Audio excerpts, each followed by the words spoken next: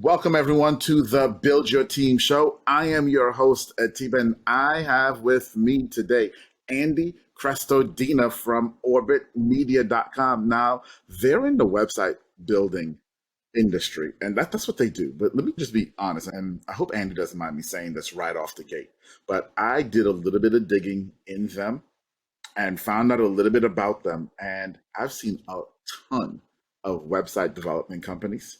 Never seen one like this. Never seen one like this. So if you're looking for a great website, I know I'm plugging him in the intro. How about that, right?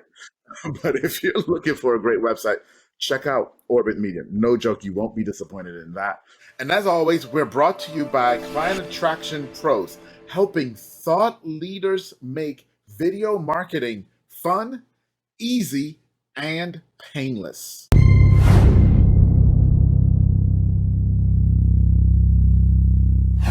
Andy, welcome, my friend. Tiba, thanks for having me. It's a great topic. I'm excited to be here.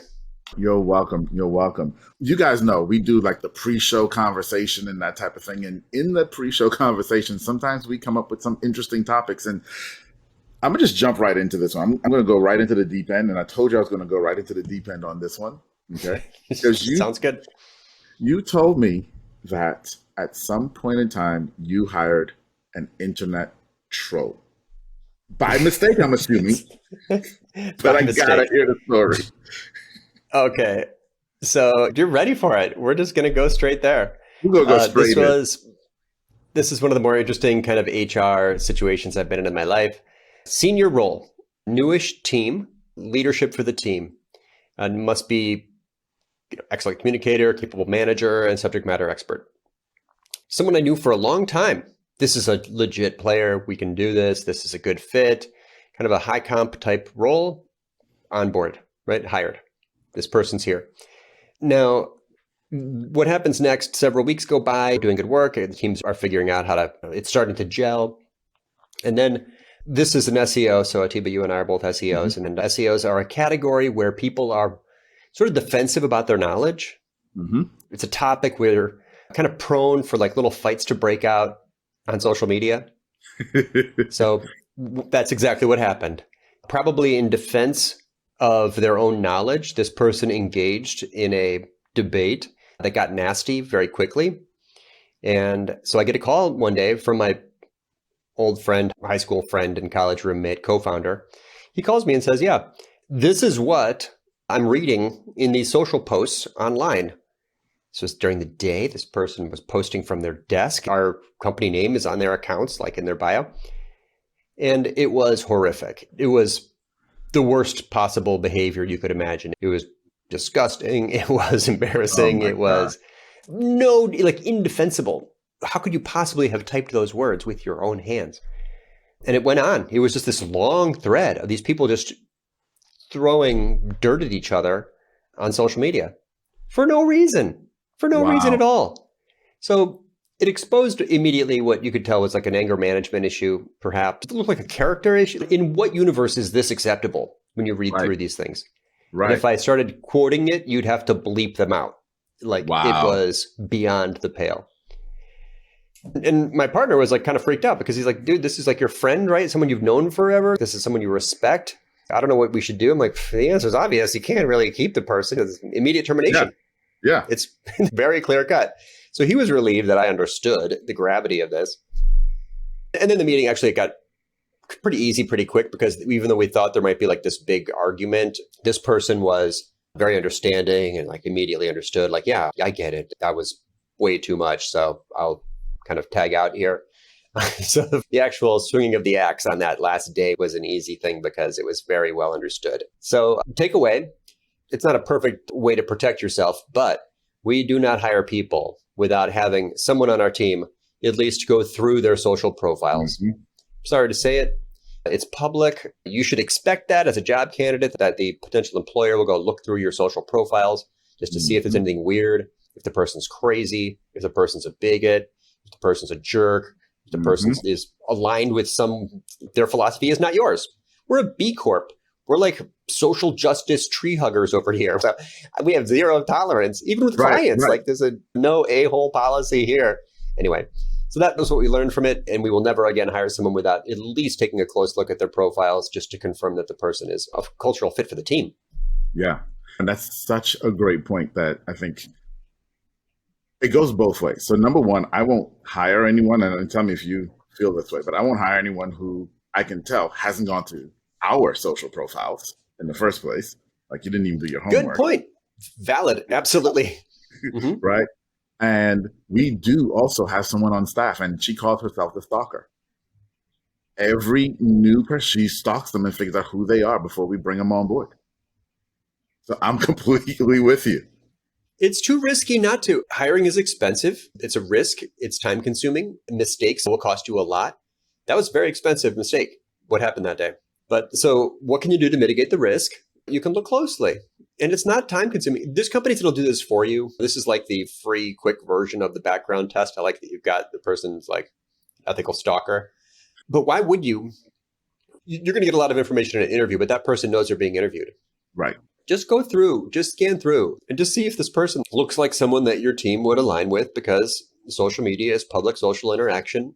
And there's going to be a lot of public social interaction once they're on board. I'm glad to hear, Atiba, that you've already discovered this little HR trick. And why wouldn't we all just take a quick look? It's not a privacy concern. There's nothing creepy about it. No, it's normal.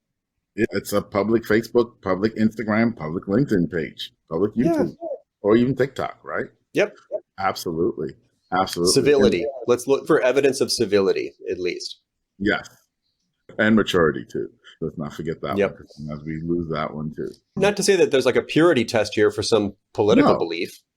We have a wide range. There's diversity of political views in this company, and I know it, and I respect that. That's not at all what I'm talking about. Right. But maturity, for sure. Emotional intelligence. That's really what you're trying to hire for in every case, right? Is high EQ. Yeah. Yes.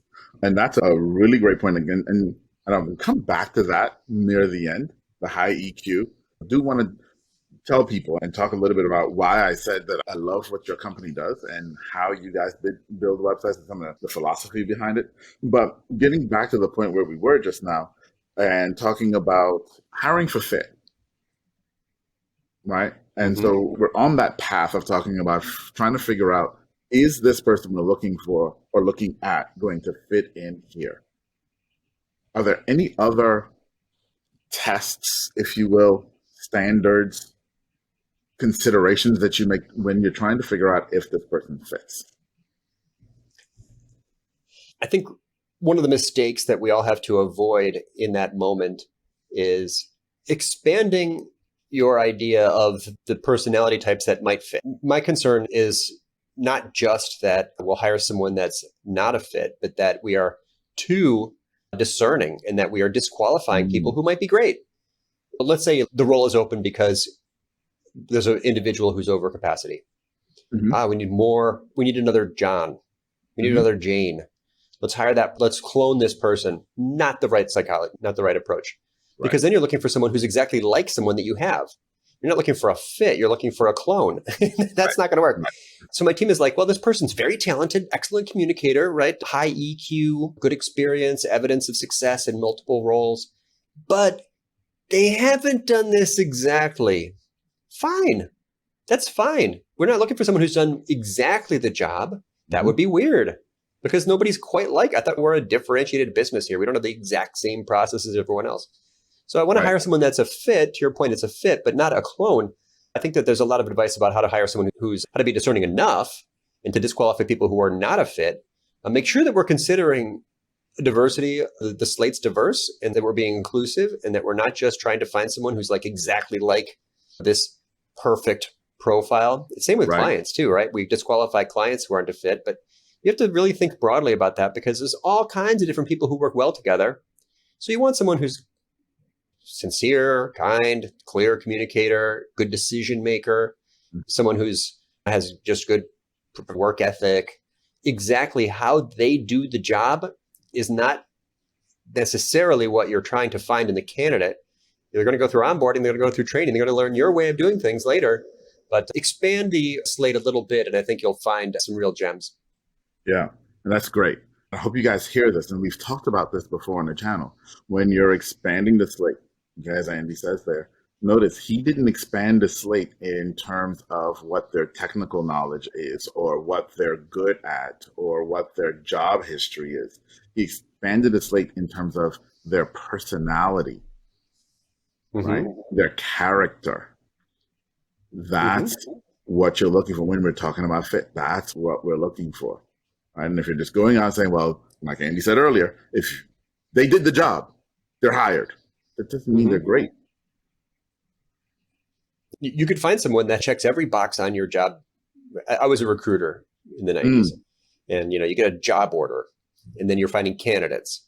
And the worst mhm. recruiters are matching acronyms, right? Oh, this person's got ASP, this job has ASP, they're a fit. That's not a plan for success.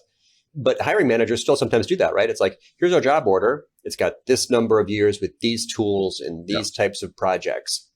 That person checked those 6 boxes. But then when you get into the conversation, you're quickly like, oh, wait, wow, I'm not sure. You're like, this person is different than the soft skills, the culture, the communication, the style, who this person, what they feel like on the call. The first Mhm. call might not be what you think. It's a mistake to simply look for someone that meets the hard qualifications. All those soft qualifications are really where this person is going to succeed or fail in the context of your culture, on the team, with the clients. Another way to say it is, yes, you want actual, but you're really looking for most of the actual, leaving room for a little bit of the potential. You're hiring people Yeah. partly for their potential. Yeah. Potential is one of those things that, let me just ask the question in this way then. How do you discern potential, and not just potential, but someone's ability to achieve their potential? Well, we're going to make a choice about hiring, and then we're going to do 100 things on the side of management. Let's not confuse the way in which we will foster them in this stage of their career through management with the moment of decision on an offer letter. Yeah. So to achieve the potential, I mean, you could hire the perfect candidate. Crappy onboarding process, bad training, lack of support, they're going to fail. Yep. So Every you've time. wasted all your time. So just as important as the decision to hire this candidate and the negotiation and the offer, set out the benefits, is what you do next, right? What is the proper rate at which you include them on billable work? What is the structure? Where do they go for which questions? Are they assigned to someone who's going to work with them on their first deliverables? Bringing them in. So the potential is actually achieved through management, training, onboarding, and close collaboration. You need to, of course, qualify them based on their technical skills, based on their soft skills, culture fit, all those things. Yeah. But so you're making a huge choice on the day that you make the offer. But what happens next for that person to succeed in that role is what everyone is really working together on. That's almost what a company is, right? It's not really much of an overstatement to say that's what a company is. It's combining these people in a way that they are all motivated and Yeah. successful in executing on the project for the client, which requires everything: Yeah. communication, culture, quality. And when it works well, these people will walk through walls for each other to get Mhm. the outcome for the client. Their loyalty to each other will be extreme. Friday, I took a selfie from 16 of us were in one place in post-COVID. That's a big group. And you should see the love in these pictures, right? Just from like the place down the street where we went out after work. They care about each other. The support levels are extreme. Why? Because they're invested in the other members of their team, right? They're going to make sure each other succeed. Yeah. That's awesome. That's awesome. My wife, back in the early 2000s, used to do premarital counseling. And she always used to say to couples, you're spending all of this time preparing for one day, but then you have the rest of your lives. And that's what you really need to be preparing for. And I'm hearing you tell that just now, and I'm thinking, yes, that's hiring. It's like we spend all of this time trying to find that one candidate, and then we find them, and then we like let our hair down and then forget. No. This is when the work actually starts. Right? That's the beginning, right? Yeah. Yeah. I think that most companies, and ours is one of them, I would include us, most companies would benefit from sharper focus on their onboarding process. Most companies would benefit by more checkups to confirm that people are communicating well and everyone's motivated in the week 2, week 4, week Mhm. 8, Mm-hmm. week 12. Week 12. Yep. I mean, the talent crunch, especially. Is it, Atiba, do you feel in this? Digital has a major shortage of Oh yeah. skilled professionals. Oh yeah. Yeah. That's not even close to enough. I mean, Well, SEOs or analytics people or people who understand how video gets promoted, right? For your example, for what you do. Not enough of us. When you find one and onboard them, you got a lot of love, right? Invest. Your job is to invest in that new relationship like you would for anything. yeah, absolutely. And I completely agree with you. Not only are they becoming harder to find, but they're becoming more expensive. And you're getting the less qualified ones becoming more expensive too. And you're just like, this used to go so much better before, right? But yes, you've got to put that love in once you find that right person and train them because you want to keep them. You want the relationship to be good. Now, at the same time, you don't want to keep them just for the sake of keeping them, but you want the good relationship, right? There's a number that no one ever looks at, but I'm very proud of. If you look up our company in LinkedIn and go to like the insights page and click on like people or something or team, the average tenure here is like 6.5 years. Wow. I am so proud of that number because we have people who've been here for like 10 and 15. There's someone here who's been here for 17 years. Wow. If there's a metric that shows that your culture is healthy and that you're on the right track, of course, the number gets pushed down if you're growing fast. There's a lot of factors in that number, but average tenure, that's a number that none of our prospects ever look up, but it has a lot to do with our success on clients. And I haven't figured out a way to use that yet in our marketing. This is the first time I've ever mentioned it, but it's one that I'm proud of. That's the start, right? First time I mentioned it, that's the start. That is awesome. Now, you did mention something a little bit earlier, and I want to circle back to that. And you talked about the size of the company. So you got people who've been there 17 years, average 6.5 years, and you guys have 50 people on staff now as of last count. A good friend of mine, Jeff, on several weeks ago, and he talked about how he manages his team. Now, his team's a lot bigger, but he's in the virtual assistant market. He's got 175.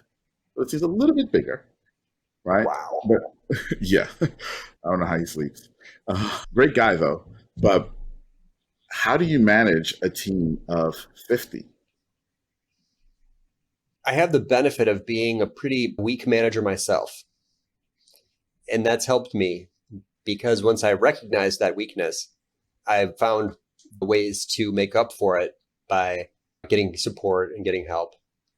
We got to the point where we were at, I think, just under 2.5 million a year. And I was doing sort of all the sales and marketing myself, and it was exhausting. This is like 15 years ago. I realized that we needed like a business person. And my partner realized it too. And so we found Todd.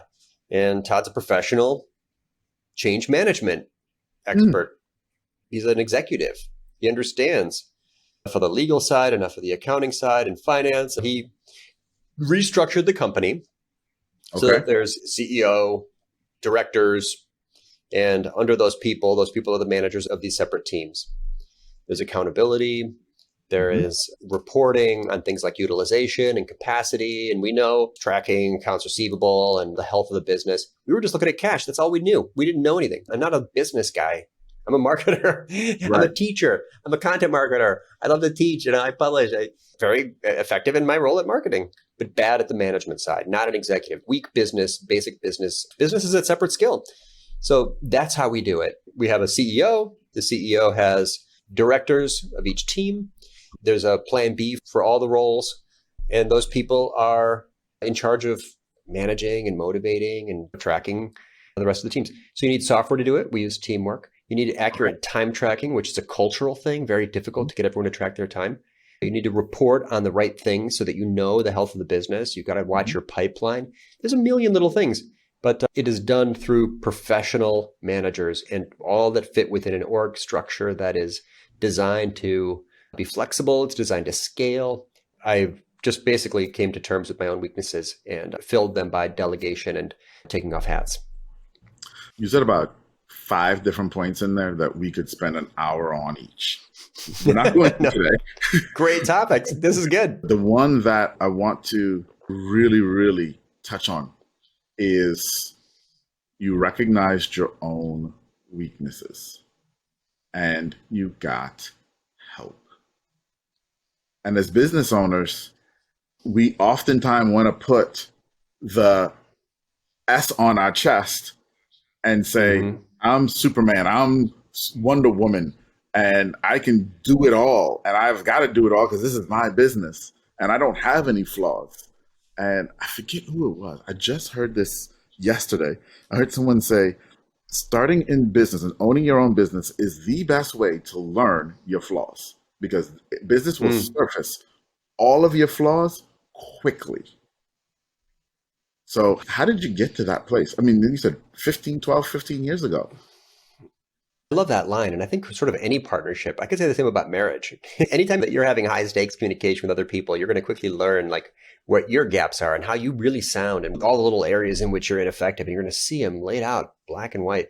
Mm-hmm. I've kind of developed a theory that people that have lower pain thresholds are more effective and happier.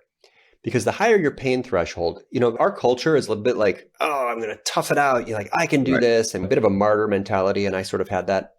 But when you finally do hit that tipping point where you can't sustain it, I was doing sales all day and writing proposals all night. How many 60-hour weeks do I want to work in a row? I was the first one here and the last one gone every day Wow. for years, just burning it down, just exhausted. So one way to do it is to just wait until you hit burnout. A better way to do it is to lower your pain threshold and change sooner. The less tolerance you have for crap, the more likely you are to adapt sooner. And that's going to be good for your business. So take an honest stock of yourself and don't wait until you hit rock bottom.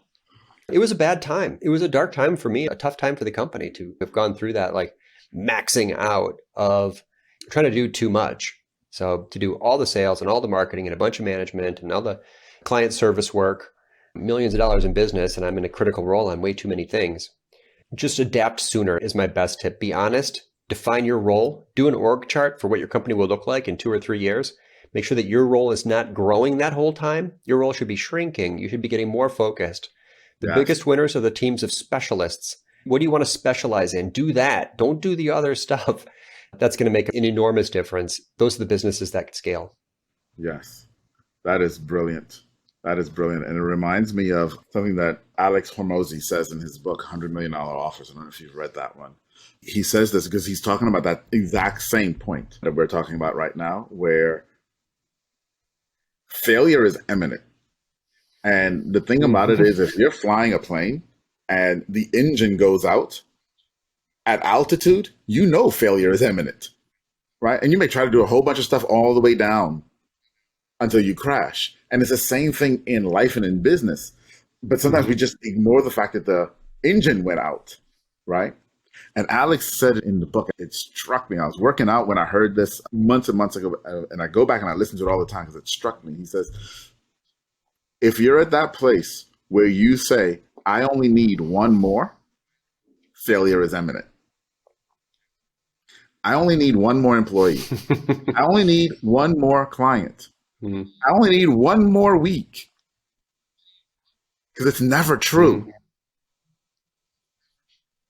It's never, ever, ever true. No, I've told myself similar things. It's like, oh, this is a painful plateau. If we could just be a little bit bigger, then we'd have more of a backup for each of these separate roles. And you sort of never stop seeing it that way. It's a vision question. What are we going to be? What is the size and shape of this organization, right? What fits within my goals, financial goals, lifestyle goals, time, family? You can get to the point where you're not asking for one more.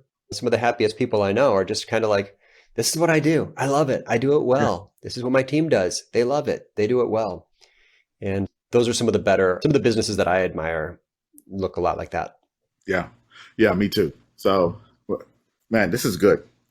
This is good. But I want to circle us all the way back around as we get close to our ending here. And there is a statement on your website, okay? And it says, web design is a test of empathy. Web design. I want y'all to hear what this statement. Go to it, orbitmedia.com. You'll see it. Web design is a test of empathy. And then he has a video explaining that. And I want you to take a minute and listen, okay? Because my question for you now, as we circle back around to high EQ, when I read that statement, I realized your organization had to have high EQ, and you must be building a culture of really high EQ when you're creating a website, which is an expression of someone else, and you sit in the middle, right?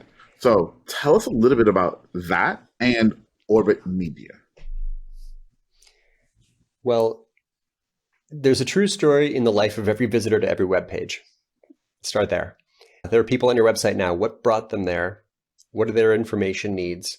What are their hopes, their fears? Really, why wouldn't someone fill out this contact form and hire you?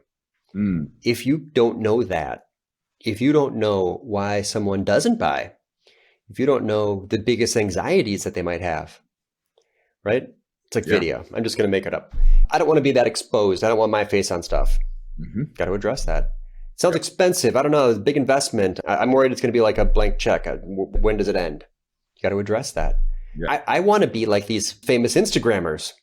You got to address that. Right? You work with this client to figure out. Yeah. So in the end, you build a page, and that page is sort of emulating a conversation with you based on what that visitor needs, what that visitor is thinking, what questions do they ask. The best web pages emulate a sales conversation. So when I'm on your page, it feels like I'm talking to Atiba. It answers all my questions, addresses all my objections, sets realistic expectations, and it gets proof points, right? You got to build, you got to supply evidence.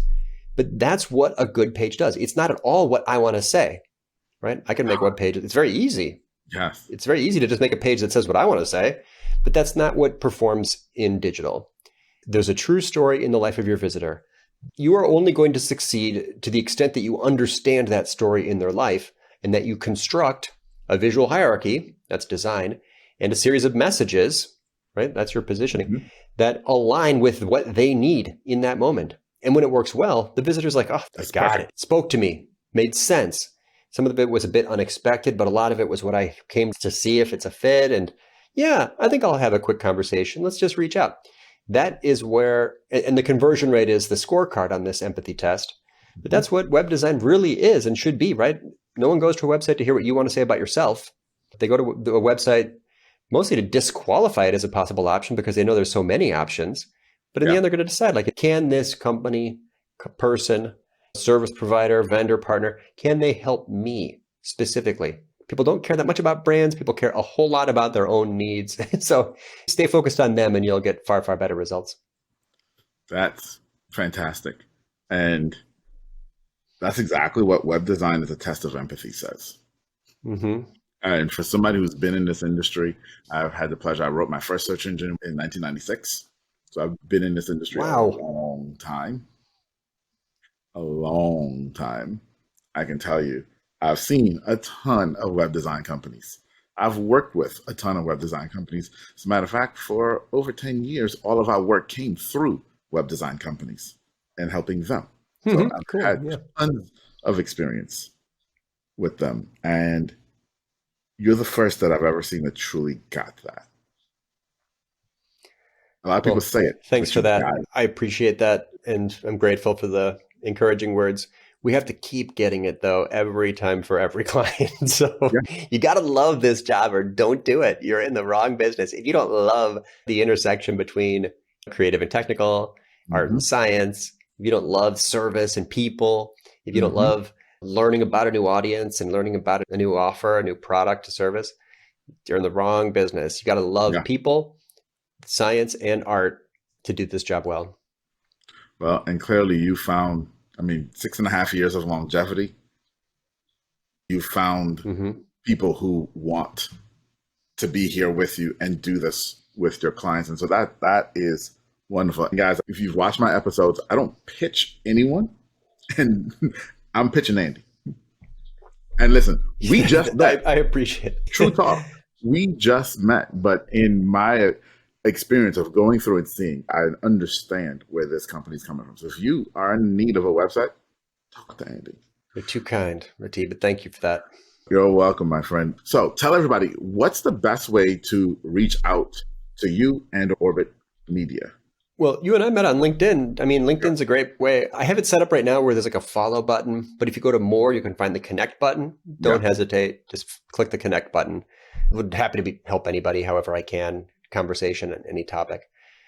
And then orbitmedia.com is where I publish an article once every 2 weeks. That's my frequency. It's just once every 2 weeks. So you can subscribe there. And the book, I just, sixth edition, I never even mentioned it. The book just came out on Friday. I wrote this book 6 times. It's the illustrated handbook to content marketing. It's like filled with everything I know between 2 covers. It's on Amazon, pre-order, or maybe available now. That's awesome. Awesome. Give me the name of the book one more time. Yeah. Content Chemistry.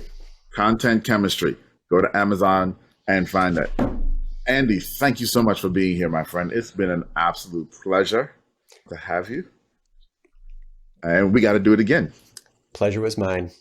Because we did miss Sounds some time. Good. Anytime. Yeah. All right, everybody. There's a lot to talk about. I know. That's all for us for today.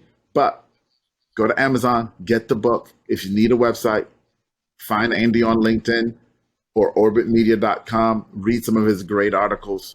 Great guy for you to connect with. Bye, everybody.